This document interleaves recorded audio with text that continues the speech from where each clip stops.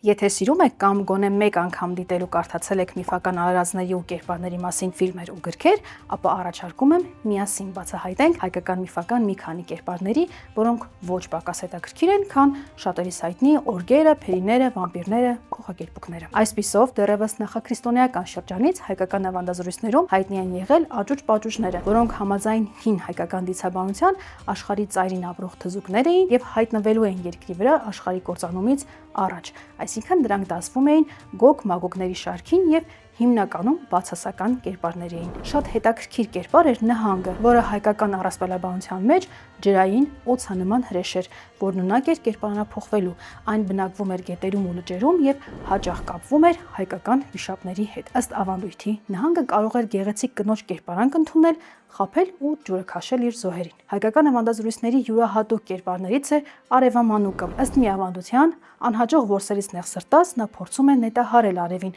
որպեսզի կարողանա նրան բռնել ու ստիպել մայր չմտնել։ Սակայն արևը զայրանում ու նրան անապատ է նետում։ Այդ օրվանից արևամանուկը ցերեկը մահանում էր, իսկ գիշերը վերակենդանանում եւ ըստ առասպելի փրկվում է միայն արևաջրում լողանալուց հետո։ Արևին հակադիր չար ոգիներ էին գիշերամայրերը։ Նրանք զինված էին օձերով եւ մշտապես հետապնդում էին արևին։ Ըստ ավանդության, նրանք ամեն երեկո դուրս էին գալիս արևին որսալու, սակայն չէին կարողանում, իսկ նրանց հայտնվելն անմիջապես խավար ու սարսափ էր տարածում։ Մեկնաբանություններում գրեք կցանկանայիք, որ պատմեի մյուս միֆական արարածների մասին եւս եւ հետեւեք Ռենեսանսին նոր բացահայտումների համար։